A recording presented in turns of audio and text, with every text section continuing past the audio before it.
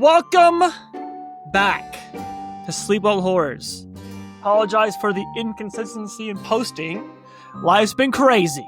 Alright, so you just have to wait for a couple of the stories. Sorry everyone who's waiting. Today we are doing a story by J.L. Goodwin, 1990. I've done a few of his stories before. This one is called I Took a Drive Late One Night. What happened will haunt me for the rest of my life. And it's pretty popular. It's got a lot of views, a lot of upvotes on it. This is on Sleepwell, r/no sleep. Gosh dang. So we're gonna read it. And so we got going on here, and I get to start today first. So that's pretty cool. Any comments? Anything want to add? Oh, wait! Stop. No, Okay. not right now. He just wants some screen time. Stop. Stop. Stop. Stop. He's attacking me. Stop it. Okay. Oh, before I forget, man, I was just wondering if you could help me with something. The cashier, an acne-riddled kid who looked to be in his late teens or early 20s, looked up from shoving the bag of potato chips, 2 sodas, and a pack of Lucky Strikes into a plastic bag. For a moment, he just stood there, seemingly frozen in mid-action. Then he finally answered. Yeah. What's up, man? I let out a barely perceptible sigh. I'd been half afraid that I would be told to take a long walk off a short pier, to put it politely. Feeling relieved, I reached into my back pocket for what was there. You see, I seem to have, sort of gone lost out here. I decided to take a late night drive. I ended up getting turned around on all these 2-lane back roads. I unfolded the map and set it on the counter so he and I could both see it before continuing. So, I was hoping you could point out here roughly where we are. And more importantly, the way to get back to the main road. There was another long stretch of silence, and then the kid began to laugh, softly at first, then louder. Dude, a paper map? He managed out between wheezes. Are you for real? What year do you think this is? 1933?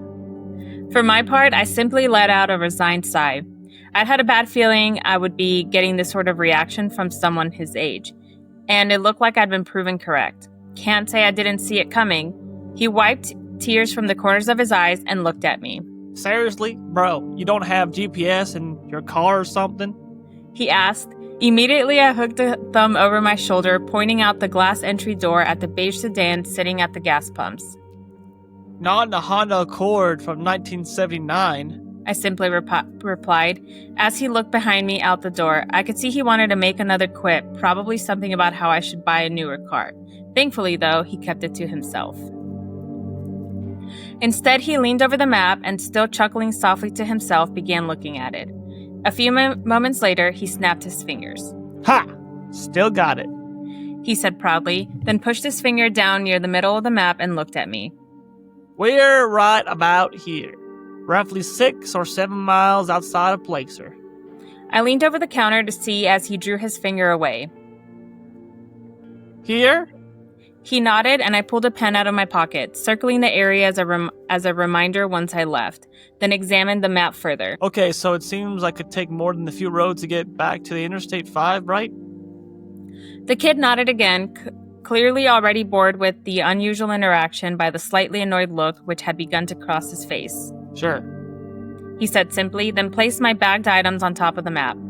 That'll be $14.50 for this, and $28.50 for the gas. I reached into my pocket and pulled out my wallet, withdrawing 3 20s and handing them to him. The register let out its trademark ding as it shot open, and he placed the bills in it before pulling out and handing me my change. Placing it and my wallet back in my pocket, I picked up the bag and folded the map back up. Thanks for the help. I said as I turned to head out the door. Yeah, no problem. I heard him mutter at me as I crossed the front door and pushed it open. A small bell hung from the inside handle jangled as I stepped outside and let the door swing shut behind me. The sound of the refrigerators humming and the fluorescent lights softly buzzing was replaced by those of a summertime forest at night. Crickets and cicadas buzzed loudly in the grass around the store. Almost overwhelmingly, the buzzing sound of the lights over the pumps. The sound of an owl hooting loudly echoed through the trees, followed by the loud call of what had to be an elk. I inhaled the clean air before heading down the steps for my car. Pulling open the driver's door, I took one last look around before dropping into the driver's seat. So, did you find out where we are? Asked a voice from the passenger seat. For a split second, a wave of confusion and panic swept over me, and I spun in my seat. It was immediately replaced by a wave of embarrassment, amplified as my friend began to let out a deep laugh. Dude, were you in there that long that you forgot I was out here waiting for you? Not wanting to admit I had done just that, I shook my head. No, bro. Not that. Just dealing with the kid in there was a major headache. He nodded sympathetically. Craig was one of my closest friends. Ever since we'd met each other, we'd immediately clicked, and had stuck with each other from that point on. And one thing we both loved to do was take late-night drives to nowhere, simply driving around with no destination in mind, listening to the radio, and occasionally sharing a joint one of us would buy. This is the first time we'd ever gotten lost, though. For a second, I thought it was like a random dude, like a murderer, who like climbed into his car and was like...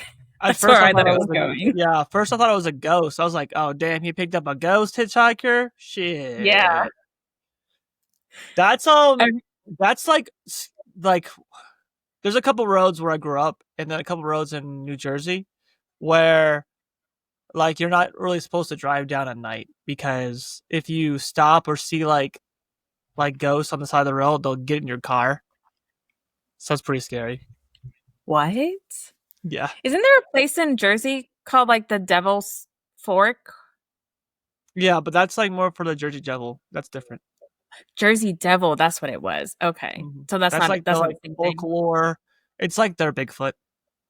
Oh. Like okay. almost like a chupacabra type of, like, folklore, right? So everyone has, like, their own thing. Jersey has that.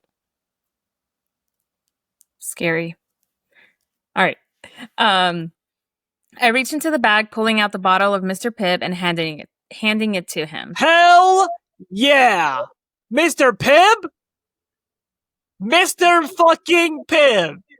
I don't know what that is. Go! What is that? Oh, so, I forgot which company it is, but I think I want to say Dr. Pepper's owned by either Pepsi or Coke. No, okay, Coke. Dr. Pepper's owned by Pepsi. And Pibb's owned by Coke. But it's the Dr. Pepper of the other. Okay. Yeah. So I was right. Coca-Cola owns Mr. Pibb, and it is 100 times better than Dr. Pepper. It's so much better. I don't know why it's better, but it just is. Honestly, that makes sense because Coke like is better than Pepsi. It's the off-brand Dr. Pepper. So, like, but Coke does a really good job. It just tastes better. I don't know why. I prefer Pibb over Dr. Pepper. It's the same drink. I've never had it. Yes, you have. You've probably been to a restaurant where, like, can I have a Dr. Pepper? And they're like, we don't have that. We have Pibb. You're like, okay. Yeah. And you're like, damn. Who made this? Coca-Cola made this? Oh, yeah, makes sense. All right, go ahead. Sorry. No, it's your turn. No, read it over. I talked over the first thing. I don't even remember what we just said. I reached into the bag, pulling out the bottle of Mr. Pibb and handing it to him. Here. I said simply before pulling the Lucky Strikes out and chucking the rest into the back seat. Pulling the key from my pocket, I slid it into the ignition and turned it. The car's buzzer sounding as the dash lights came on. A moment later, the inline four quietly rumbled to life with its traditional burble. Tearing open the packaging, I pulled a cigarette from the pack and stuck it into the corner of my mouth before reaching to push in the car's cigarette lighter. As I did, I shot a glance back towards the store and froze. A small shiver shot down my spine as I realized the kid was standing at the door and staring at us.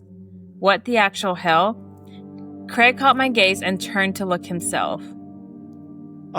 Dude, what the hell was his problem? I shook my head as the lighter popped back out, signaling it was ready to use. I pushed the growling red coil against the tip of the smoke for a moment until it was lit, then placed it back in its slot. I pulled it from my lips and exhaled a cloud of smoke before answering, feeling more than a bit unnerved. Smoking in the car? It's an ashtray. Do cars even have that anymore? No, they don't come with them anymore. I don't know, but honestly, man, that's more than a bit creepy. I shot one last glance. The kid hadn't even blinked once. He was just staring with an off-putting intensity out the glass. Yeah, come on, let's get out of here. Craig said, echoing the thoughts swimming through my mind. I put the car into first gear and eased off the clutch, and the car beginning to roll forward. Out of the corner of my eye, I saw him turn and shoot the bird at the kid as we slid under the lights into the dark. Prick. I heard him mumble. I turned the car left and began heading back the way we came. Well, the good thing is, I find out where we are. I pulled a map from my pocket and handed it to my friend. I heard him fumbling for a moment, then a small flashlight clicked on as he aimed it at the map. Dude, how did we make it almost as far east as Placer? He asked with a slightly astonished tone. Longer drive than normal, I guess. I answered, rolling down my window to flick the ashes from my smoke out. I shot a glance at the analog clock on the dashboard. 2:45 it read. All right, I just want to say, it's getting real close to 3 a.m. I Getting know. real close. But I just want to say, even if he has a 1970 whatever car that doesn't have GPS, you still have a phone. Yeah, what's going on? I don't know. J.L. Goodwin, do you have a flip phone? Yeah, that's a good question. What phone are you rocking right now? Because every story read of yours has the oldest technology. It's crazy. Let us know. You rocking a flip phone? You got a BlackBerry? What's up? Let us know. We want to know. You got a keyboard phone? You know what? I would kill for another keyboard phone. Those things were fucking legit. Like a BlackBerry? Yeah, those things were legit. I had like a knockoff one, but they were pretty good. They must have like flip phone or something like that. iPhone, bro. Waze. Tell me where to go. You're still on this? I will die on this hill. Waze is not better, but that's fine. Oh my god. It is so much better. We're not going to argue about this. Apple Maps is terrible, okay? It's gotten better. It gets me lost, but it's gotten better. Oh god. Yeah. Okay. Let's continue. I let out a small sigh. Great. Vanessa's likely warring up a storm about us right now. Me especially. Ever since we started dating 5 years ago, my girlfriend had always been rather apprehensive about my habit of taking long late-night drives when I couldn't sleep. She always feared I'd get into an accident, either with another car, wrap my Honda around a tree, or hit an animal. Most of the time, I'd come home to find her sitting up waiting for me, worry clearly etched into her beautiful sapphire eyes. I bit my lip slightly. Hey, you think I should text Vanessa and let her know we're okay? I asked Craig. I heard him let out a snort. Honestly, bro? No. I know that woman loves you to death, and I'm happy she cares so much, but she's gotta learn you know what you're doing. Plus, you two need your space. It's not healthy how much time you spend together. I flicked the remnants of the cigarette out the window and let out a snort of my own. It's called being in love, dude. You should try it out sometimes. I joked, causing him to let out a laugh. Nah, thanks. I enjoy being single too much. Shaking my head, I stared out the windshield as the headlights guided our way. I felt a slight sense of unease creep on me as I watched the two-lane road stretch out before us, the moon in the sky almost completely blocked by the trees over our heads. I hadn't seen another car on the road for 2 hours at least. Well, what'd you expect, Derek? You drove into the boonies where there's only ghost towns out here. Why don't you try driving all the way to Idaho next time? Shaking my thoughts away, I fumbled in the center console for a moment before pulling out a mixtape. A bit of music would help me feel better. I pushed it into the car's cassette player and hit play. A moment later, the pounding bass and sins of Dance with the the house began blasting from the speakers. Craig let out a whoop of excitement. I'm glad that we're staying on theme, JL. I'm glad we're staying on theme with the cassette player. That is a constant theme in all of his stories. That's always there. Yeah, if he has a story that doesn't mention paper maps or cassette players, I'm be like, I'm like, what's going on? Who wrote this? Yeah, who wrote this? Who wrote this story? It's definitely not him. Where's the Honda? The 1960s Honda. Where's the Honda, dude? Okay. Craig let out a whoop of excitement. Dude, yes! That's the kind of tunes we need for a drive like this. He rolled down the passenger window, flicking his head out the window to whoop and holler into the night. I shook my head, unable to keep from grinning at his antics. Friggin' goofball. The playful mood helped settle my mind, and I felt myself relax into the seat, the tension now flowing out of my body and out the window. For a few minutes, that's how things went, the road stretching out ahead of us and then disappearing into the blackness behind us, the music blasting out from the radio and the soft roar of the engine in the background. I shot another look at the backlit clock. Now it read 5 minutes to 3. We should be at the highway any minute.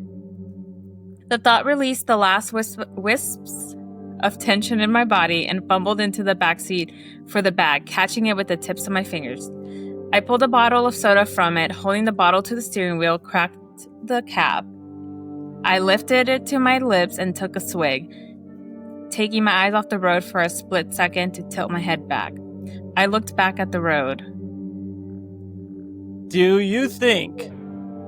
Let's make some theories here real quick. Stop reading. Sorry. God damn it. Let's make some theories here real quick. Do you think that they're gonna see a ghost on the road? Like I said at the beginning. Right? It definitely gives a little creepy-ish vibe. Right. It's about to be 3, and they're on the road, and they're coming up, and he's tugging his off the road. I bet you it's gonna be a ghost girl on the road. That's my theory. All right. Okay. I like taking a pause in the middle, audience, so we can make some theories. I mean, you can see who's right at the end. Now, second theory, I think Craig's gonna die. Why would you say that? Poor I don't Craig. know. I just have a feeling. I have a feeling something bad's gonna happen to Craig. Maybe not die, but something bad's gonna happen to Craig. All right. But I could be wrong because he doesn't really kill off characters, so we'll see. He hasn't really killed off a character yet in his stories, so we'll see what happens. Do you think there's going to be some sort of traveling back to time? I don't think so. You don't think so? No, I don't think so. Is that your theory, though? Maybe. Okay. But also, I haven't read, okay? I really haven't.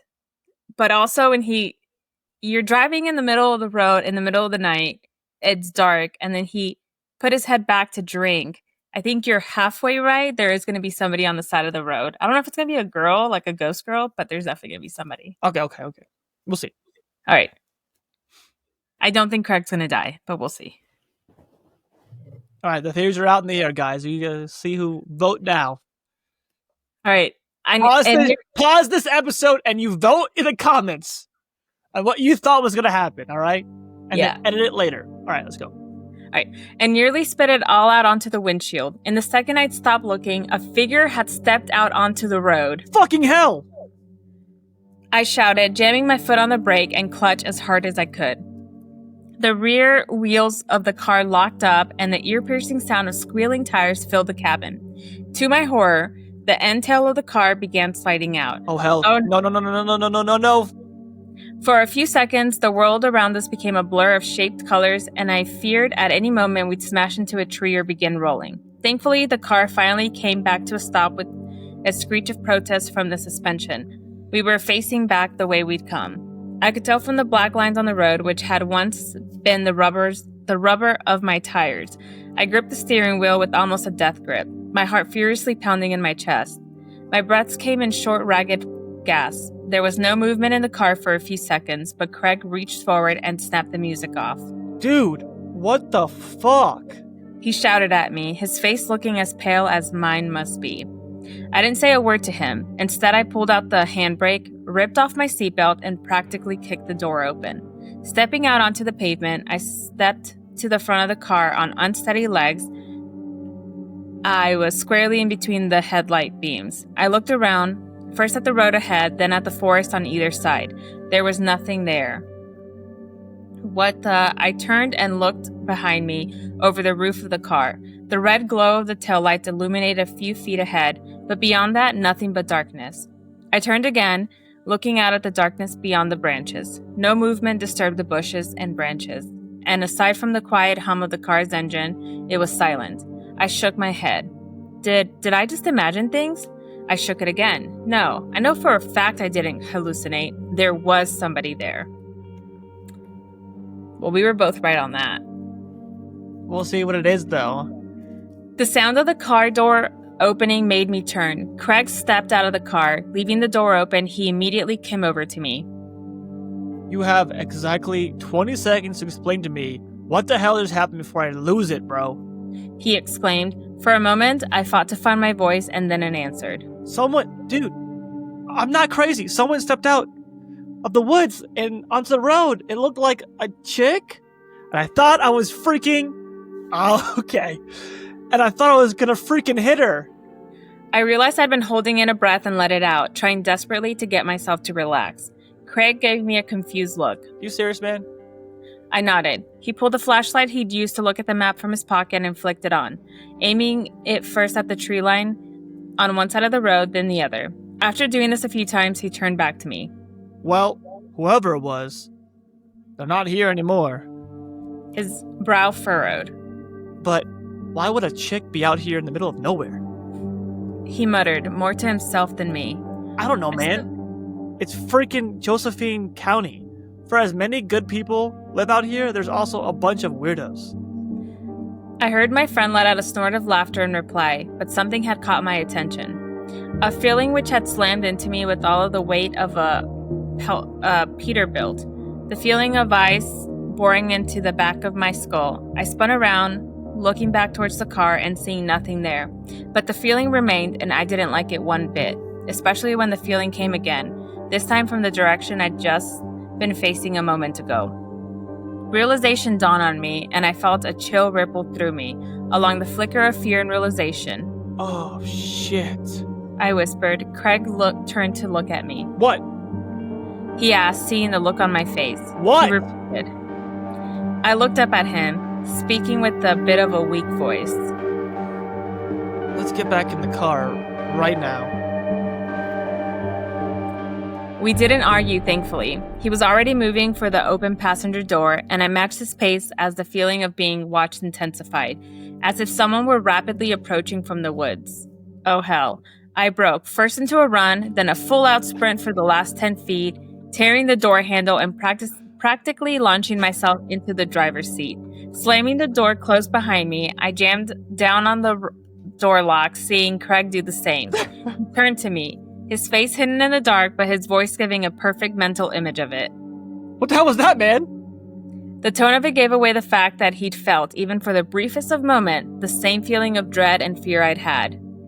You remember those videos of people driving on empty roads in the middle of the night, only to have someone step into the road and get them to stop? I asked. A sharp intake of breath came from the passenger seat before he answered, finishing my thought. And then a bunch of people spring out of the woods trying to ambush them? Oh, hell no. My thoughts exactly. Time to freaking leave. I released the parking brake, pulling out my seatbelt and jamming the car into first gear. The tires Pause real quick. Yeah. When he started running at full sprint to his car, that's some shit I would do. Like, you wouldn't wait like when you're like walking, like, like when you're walking alone in your house and it's dark. You're walking alone in your house and it's dark, and then all of a sudden you feel like you're scared. Like, I did this when I was a kid a lot, and you just sprint to your room. That's me. I used to do that, and I used to have to go up the stairs because my room was like... Yeah, you trip over the stairs and you're like, yeah. They're gonna get me. Yeah. Wait, so did they see a lot of people, or he still only saw one? He just felt being looked at. Just one girl. Okay. Is it 3:00 yet? Probably.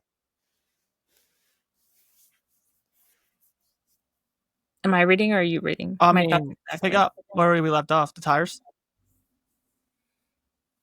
The tires. I'm looking. Oh, the tires chirped as I hit the gas, and moments later we were accelerating away. As we did, the feeling of being watched rapidly fell away to nothing, and I allowed myself to let out a relief sigh. We drove in silence for another few minutes before I finally spoke again. I think we're in the clear, man. Craig let out a soft laugh. Thank fuck for that. I nodded, then reached for the soda which had fallen, wedging itself by the parking brake. Snatching it up, I uncapped it and took another swig, the still cool liquid invigorating me a bit. Recapping and dropping it behind me into the back seat, I let out a laugh of my own. He's got no fucking cup holders or something? What's fucking going on? I don't know. I don't mean to be a Debbie Downer, Craig, but I think after this, I may take a bit of a break from the late night drives. This just got under my skin too much. For a few moments, there was nothing, and then he answered. As much as that sucks, bro, I can understand. No problem at all. I thought I could detect a small tone of sadness in his voice, along with something else I couldn't place, and then I heard him sit up straight. Hey, Jake. He asked, a bit of a concerned tone now etched into it. Yeah? I heard him draw another breath. Shouldn't we be to the highway by now? Or at least see the lights of passing cars? I hadn't been fully concentrating on anything except the next stretch of road in my headlights, but at his words, I jerked my head to look beyond them. What the actual hell? He was right. The lights of the cars and trucks flashing by the freeway should be visible through the dark. I clearly remember looking in my side view mirror as we turned into the road from the highway, seeing the ever-present white and red glow zipping by at close to the same distance we are now. That wasn't the case anymore. Didn't they go back the way that they started? No, they were turned around, but then they turned back around to drive off. Oh, okay. All I could see in front of us was darkness. Darkness and the woods on either side of the road. For a moment, I lifted my foot off the accelerator, letting the car slow down a little as my brain whirled. He's got to be mistaken. Hell, I've got to be mistaken. We just haven't gotten close enough to the highway yet. You know these old roads, Derek? They often end up longer than they first look. Feeling somewhat relieved by the idea, I said it out loud. Wait, stop, question. I thought his name was Jake. Didn't he just look Jake? Derek. Who is Derek? Are there 3 of them? No. Maybe Derek is his last name? I guess. Who the fuck's Derek? I don't know. But he's talking to himself, so I think his name is Derek. But I thought his name was Jake. I thought so too, because that's what Craig called him. Alright. Okay, I don't know either. That's fucking weird. Okay. Feeling somewhat relieved by the idea, I said it out loud. Craig nodded, and I could tell he wasn't completely convinced. And for that matter, as long as I repeated it mentally to myself, I couldn't completely convince myself either. It was as if seeing the woman step in the road had shaken me more than I'd first thought. Pushing back down on the gas, I shifted in 4th gear and watched the speedometer flirt with 55 miles an hour. For a few minutes more, neither of us saw anything as we drove in silence. And then Craig let out a cry. There! A light!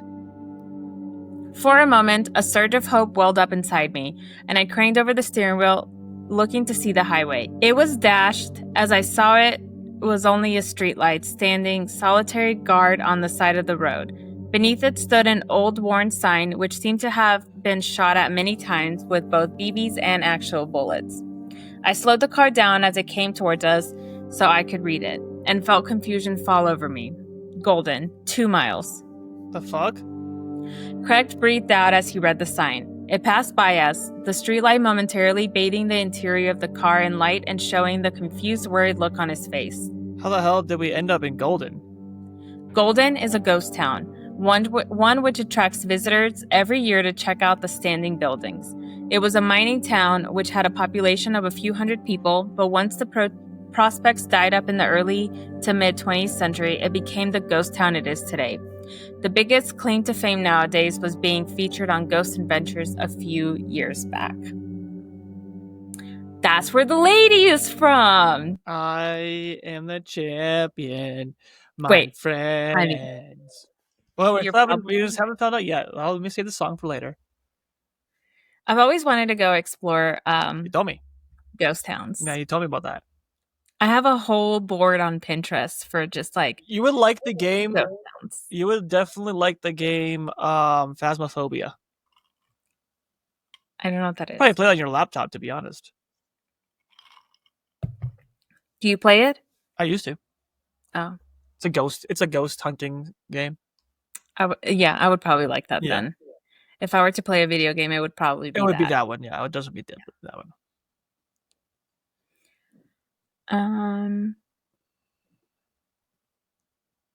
Craig repeated his question, but I wasn't able to answer him. My thoughts were racing inside my head. There's no freaking way. Golden is miles to the north of Placer.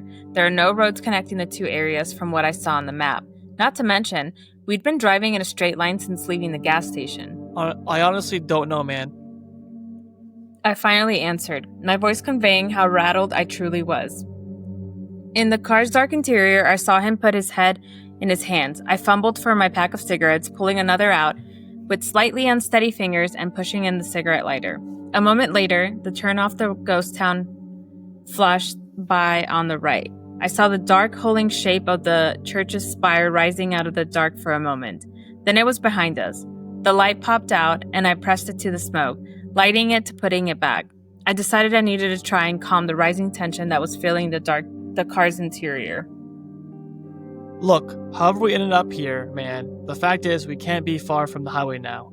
So let's just keep our wits about us, keep calm, and when we get back to my place, you and me, Vanessa, can have a good laugh over this. Sound good? I heard my friend take a deep breath and then let out a whoosh. Okay, yeah, that sounds like a plan.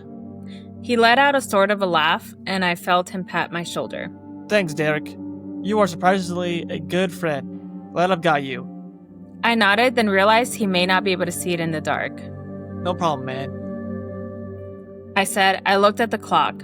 3 a.m. Oh my god. Only 5 minutes had passed since I'd last looked at it, and yet it felt like it'd been 30. Wait, same. I wasn't even there, but same. Time seems different when you're stressed. For a few minutes, there was only darkness, and then a light appeared in the distance. Ha! There we go! I exclaimed. I waited to see the sign for the on-ramp appear, and felt a mixture of confusion and disbelief as the sign for Golden flew by again. So it's like they're on a loop. What is that called? They're a loop. Oh, okay. What? What's no. That's what? Is that how you say that? That what? What am I reading? Just keep reading. I don't know why he's putting those in there. I don't think that's really needed for the story. I think if you were to put it in like quotes, right? So Yeah, quotes makes it would make more sense. But he's like talking. he's done it a lot throughout it, and I don't think it's really needed in the paragraph for it to be like to convey the narrator's emotion Or to say it out loud to his friend. Yeah. If he were to say it out loud, or like it was like in quotations, like as he was saying it, it would make more sense. Yeah. All right. That's what? Craig didn't say anything, but I felt him stiffen in the passenger seat, showing he'd seen it as well. As the street light and the sign disappeared behind us, a feeling began to creep up on me. Another bolt of electricity shot up my spine as I realized that it was the same feeling I'd had when we got out of the car. The feeling of eyes on me. The eyes shifted to the blur of trees on either side of the car, but I saw no one. The turn off for the ghost town approached again. I heard Craig let out another deep breath. Derek, pull over, please. He said simply. His voice was shaking, and as much as I didn't want to stop, I did as he asked, pulling over just before the turn. He ripped his seatbelt off, shoving the door open and stepping out. I watched him stride to the front of the car and stand there for a minute. He seemed to start shaking a bit. I realized just how much this was getting to him. I unbuckled my seatbelt and reached for the door handle. Then I glanced at the clock and froze. The clock was still showing 3 a.m. The hand hadn't moved at all. A feeling of shock washed over me like a wave as I tapped it with my fingers to see if it was merely stuck, but it refused to begin moving again. Okay, what the actual fuck is going on? I whispered to myself. I reached into my pocket, fishing out my phone and flipping it open. It is a flip phone. Like the clock, it too showed the time, 3 a.m. The feeling of being watched began to intensify, and I glanced at Craig standing in the dark before looking down, beginning to type out to Vanessa. Hey, baby girl, just wanted to let you know that Craig and I are okay. Trying to get back to the highway, but haven't gotten a bit turned around out here. Do me a favor, and if I don't text you again in 15 minutes, text me back, okay? I love you. I replaced the phone in my pocket. I knew I should have been more honest, but I was beginning to feel a little freaked out about the weird situation. I didn't want to worry her any more than necessary, as it would worsen my mental state. Pushing open the door, I got out and walked around, stopping near the front right headlight. Dude, are you alright? I asked after a moment. He didn't answer, but happily he seemed to have stopped shaking. I repeated my question. When he didn't answer my second or third calls, I began to feel a new sensation creep up on me, a potent mixture of dread and fear. Craig, dude, you're creeping me out. Craig, dude, you're creeping me the fuck out. Please say something. He finally turned to look at me. In the semi-glow of the headlights, I saw his face had gone a bit pale. He raised a finger and pointed, saying only a single word. Look. What do you think it is? You think it's the woman? I think it's a ghost. The woman in the street or a different ghost? My eyes followed where he had gestured, and I began to feel like I was standing under a frozen, cold waterfall. The cigarette dangling from my lips fell from my mouth to the ground. Standing about 50 feet away, just inside the tree line, was a figure. It was drenched in gloom, but with the gasp, I realized it was the same woman who'd nearly caused me to wreck. Oh, fuck me sideways, man. I swallowed, finding my voice. Another hot word that he uses in his stories. Fuck me sideways? Yes, that's a quote from a lot of his stories too. At least we know he wrote it. I'm a fan of that one. At least we know he wrote it. That's true. That is another. There's like a lot of similarities between all of his stories, and that's one of them. Yeah, we should we should get back in the car, Craig. He nodded. I think you might be right. He answered, his voice wavering. Not taking our eyes off the figure, we slowly backed up until we reached our respective doors and climbed in. I didn't even bother pulling my seatbelt on. I just jammed the gear shifter into first and floored it. Dirt and gravel kicked out behind us, and the car shot forward onto the road. This time, I didn't let up on the gas. I kept my foot hard down. And he also says that a lot too. Yeah, I always get mixed up with that. Yeah, he also said that one a lot too. I kept my foot hard down, the engine beginning to roar as I shifted into third and fourth. The speedometer reached 60 as I shifted into fifth gear, the feeling of being watched intensifying with each passing second. I prayed that I would see something, anything ahead of us. An intersection, a house, a frickin' use of a payphone, for fuck's sake. Oh my god, they're about to go back and they're gonna see the same thing, aren't they? They're in a time loop.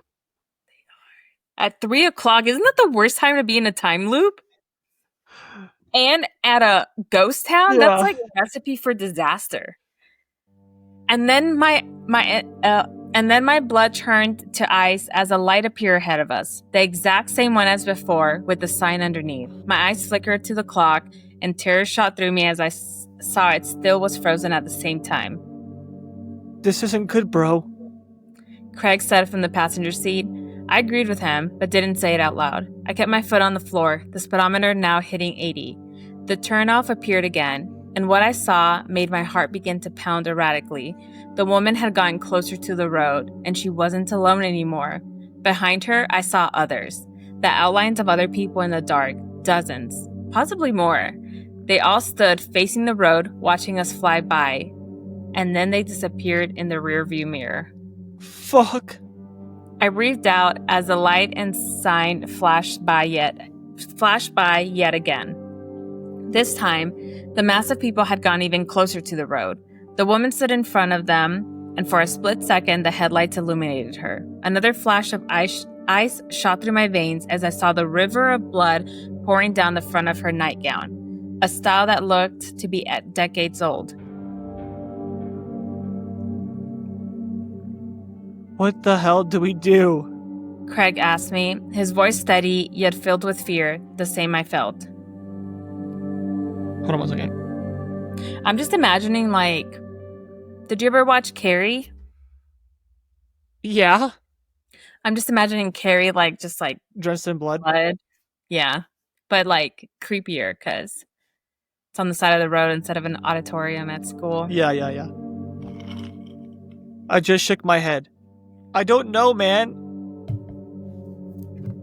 Was all I could say. The streetlight was beginning to appear again, and I felt my phone vibrate in my pocket, causing me to nearly slam on the brakes in surprise. I fumbled in my pocket for it, seeing Craig look over at me. I texted Vanessa when we stopped. Told her to reply back in 15 minutes. Now I think I'm just gonna tell her to call the cops or something. He didn't reply, instead turning to look out the windshield at the approaching light, flickering my eyes from the phone screen as I flipped it open to the road and back. I forced myself not to look at the turnoff as we zoomed past the light. I didn't want to see how close those, whatever they were, had gotten. My fingers trembled, almost causing me to drop it as I hit the OK button on the notification icon. The light began appearing once more.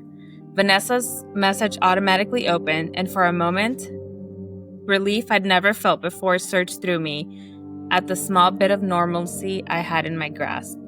I froze. Do you think it was a text from her, like 15 minutes prior, or it was like the same text again? I don't know. Okay. I didn't even look up at the road. I couldn't. My eyes were locked on the single sentence, reading and rereading it. Endless waves of confusion passed over me. Enough, I spoke aloud. The fuck? Craig spoke up. What? What'd she say? I didn't answer him. My mind was racing at 1,000,000 miles an hour, trying to understand. But it was like I was repeatedly hitting a mental wall. I tried to think of something else as another thought came to me. But again, the same block was coming to me. As it did, a new wave of fear began to rise. One for an entirely new reason, then the terrifying loop flying out outside. The speedometer now showed we were doing 90, and then Craig spoke. Can I ask you a question, man? Fear coursed through every vein in my body, not at his question, but at his voice. It was different. Gone was the fear and tension it held not even a minute ago. Now he just simply calm. I couldn't understand why, but the way his tone was, it almost made me feel like he was smiling. Another shiver cascaded up my spine as I finally forced myself to answer, and my mouth dry as cotton. What? He answered as we began to fly under the streetlight. Are you scared? For whatever reason, the question made me turn to look at him, just as the light whizzed over us. For a split second, the car's interior became illuminated again. My eyes locked with his. The lights flew by, the turnoff appeared again, and for a moment, my eyes flickered up to see the woman was right next to the road, bathed completely in the headlights. I finally caught a glimpse of her face. Vanessa. You think it's Vanessa? I don't know. I just feel like it is. I think one of the ghosts overtook Craig's body. Yeah. And then I was screaming, my fingers tearing the door handle as the car swerved to the right. I saw a tree flying towards the windshield. I didn't think. I just forced the door open and leapt out. The ground rapidly flew up to meet me. Darkness. I woke up in a hospital room, a bandage covering my head and one arm in a sling. My chest felt like it was on fire as well. The first thing I saw was Vanessa, who upon seeing me wake up, burst into tears and wrapped her arm around me. A few moments later, the doctor came in. He told me I was a lucky man. Apparently, I'd gone away with only a gash in my head, requiring staples, severely bruised ribs, and a broken arm. Shocking for having dove out of a car at what appeared to be a tremendous speed. He said, raising an eyebrow. Then he told me the police wanted to speak to me. He showed them in. The two officers entered, asking me many questions. I told them exactly what had happened. Well, except for two small details anyways. They appeared to take my account seriously and promised to look into it. We've had some reports similar to yours, sir. One of them answered tentatively. Okay, so he flew out of his car going 90? Yeah. That's wild. I can't believe he's fucking not more hurt. Is Craig dead? I feel like he's dead. Or has Craig been dead the entire time? Well, we'll see. Then they told me how I'd been found, how a father and son who owned a gas station nearby had been driving and had come across first my destroyed Honda, which was wrapped around itself around the tree, and then some, and then lying unconsciously in the grassy ditch, me. They didn't say who they'd been, but I had an idea. The son, at least, anyways. That was a gas station son. Yeah. Okay. The night was 3 months ago. I'd been at home resting and healing the entire time. It'd given me plenty of time to think, plenty of time to process everything. I try not to think about any of it. I feel like I'll go insane if I do, especially after the police told me they found nobody else on the scene of the wreck, only the passenger door hanging open. Okay, so I want to say that Craig was alive, like a real person. But I feel like he's gonna be like, at the end of the story, he's gonna be like, Craig's been dead for a certain amount of years. That's what I'm thinking. Thinking Craig's already dead. Like it was his imagination the whole time. Yeah, because he forgot that he was in the car. So he goes, I realized that Craig's been dead for blah blah blah years. I mean, it says like he's been at home resting for 3 months and he never asked. I would be asking all the doctors where my friend was. Yeah. But I've had to, after receiving an email from an unknown address. One claiming to be the son, the kid I saw in the gas station that night. He told me things that his father told him he'd seen for years, that he didn't believe at all until that night. When he looked out the door at my car, that's when he'd frantically called his father. As I type this out, I feel the threads of my sanity begin to pull away from each other, threatening to split.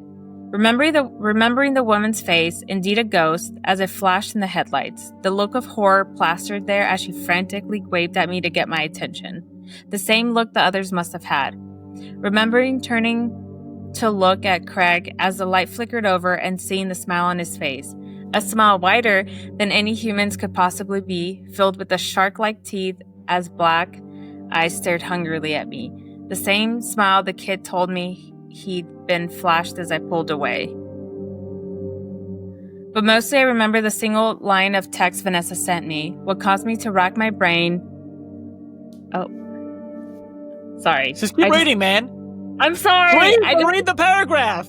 I don't know what happened. I just skipped over to the last sentence. Read the paragraph.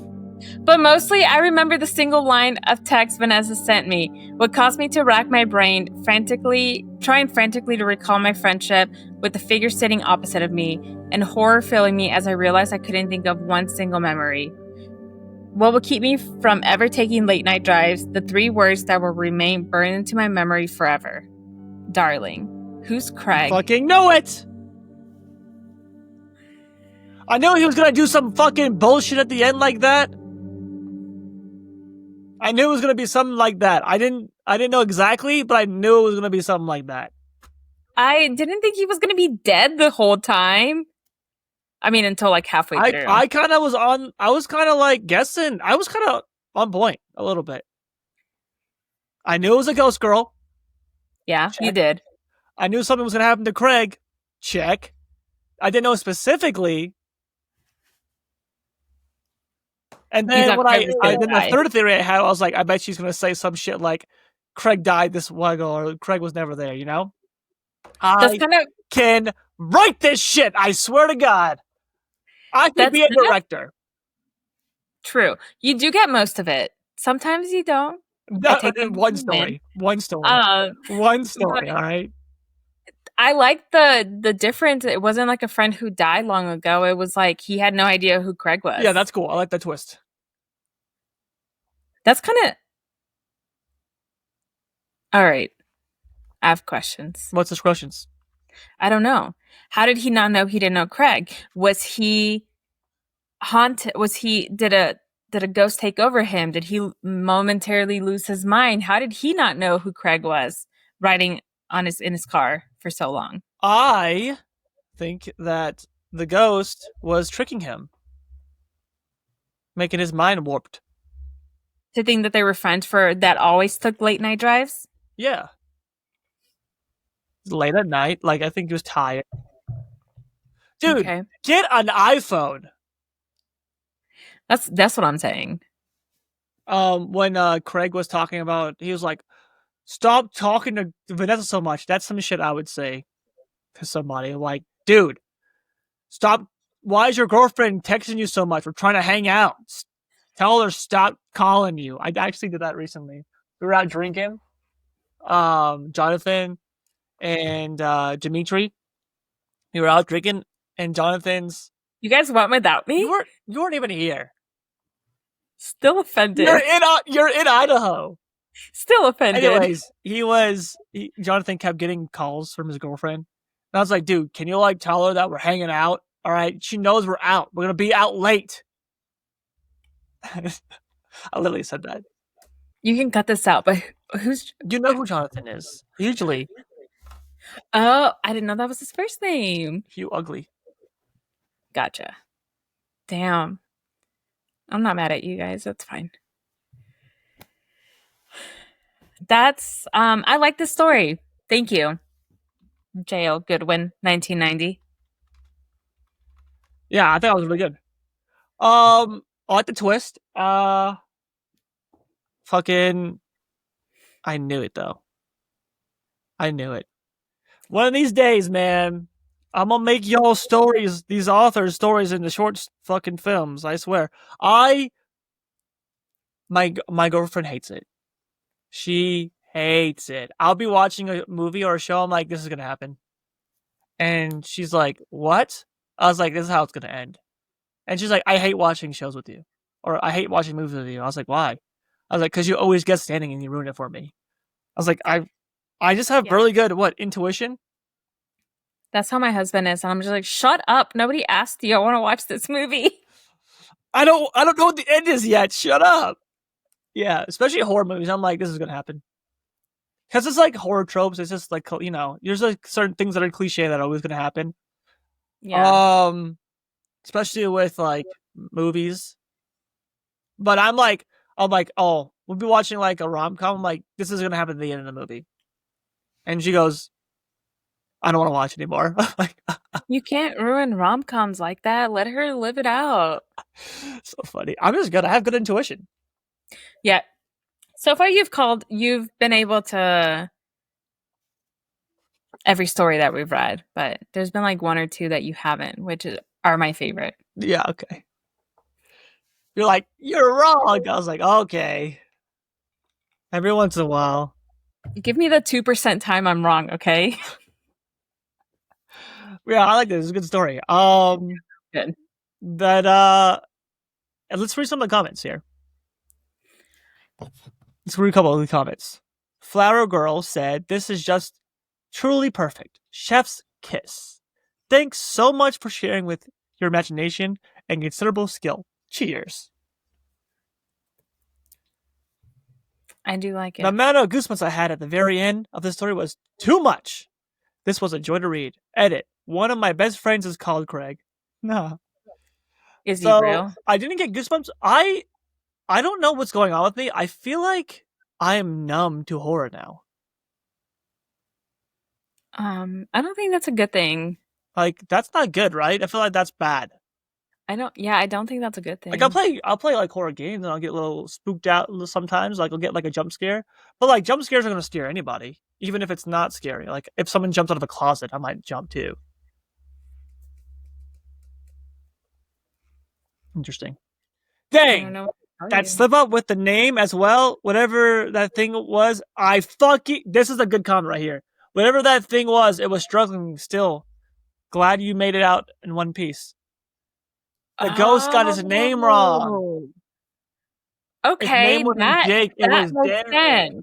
And then when he started thinking in his head that his name was Derek, the ghost knew his name was Derek. I think the ghost was in his head. I think it was in his brain. Wait, that was actually really good. I forgot that we were confused about that. Like, who the fuck is Derek? His name's Jake, but no, his name is Derek, and the ghost got his name wrong. Damn, all the time I thought your friend Craig was actually dead, and you were just imagining him, but somehow the truth is worse. I'm so glad that whoever the hell he was didn't end up getting you. And somebody said, I thought Craig was a friend who passed away. This comment says, the ghost of the woman, was she trying to warn you about Craig? That makes sense. Wait. That makes sense. Because maybe, because it said at the end she was waving him down, right? Yeah. So maybe, now I have goosebumps because now that's kind of chilling.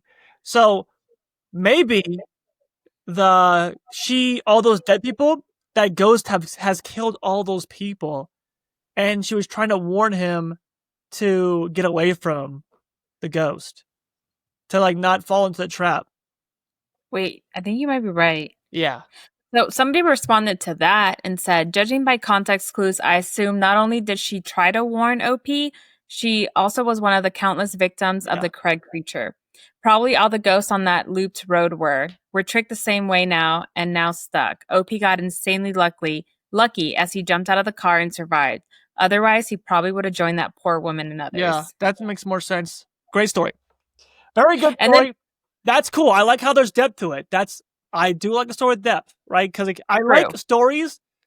I've said it multiple times, but I really like stories that end on more of a cliffhanger and leave it up to the viewers and the reader's imagination to push the pieces in together. Right? I really like that better than it ending in a way where it's like all the answers are answered, and sometimes the author will like explain everything at the end because they're close the story out. I'm like, that's not needed. Like, all the details is not needed. Only thing that you need is like to leave it off as like for the audience to then speculate. I like that way better. I like how that sense. This was a good story, but I just want to point out one last comment because I also couldn't stop thinking this. So Bittersweet Aki, I mean that one too. Said, I couldn't stop thinking about, what about Google Maps on your phone? You had a flip phone. Who replied? Oh, I can't even. Somebody said same. No one said same. No, he had a flip phone. He didn't have Google Maps. That was so good. Get a fucking iPhone, OP. That's what we would comment. Truly. Hey, maybe you should invest in an iPhone, maybe. Maybe. And maybe get Waves. Yeah. I will know who put that comment if that's on there. Yeah. Hey, maybe you should get Waves next time. Great story. Thanks for sharing. We always like reading J.L. Goodwin's stories. We'll probably read more in the future. Oh, my camera's going off. Fuck. Uh-oh. I mean, it's on, but it's not. I don't see. Okay, we always like reading his stories, so we'll read more of them in the future. But yeah, great story.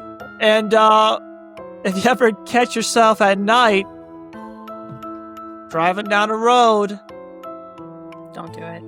I don't know, you're already down the road, but like, maybe don't stop. Or remember who is in your car. Sleep well, and we'll see you next time. We're out of here.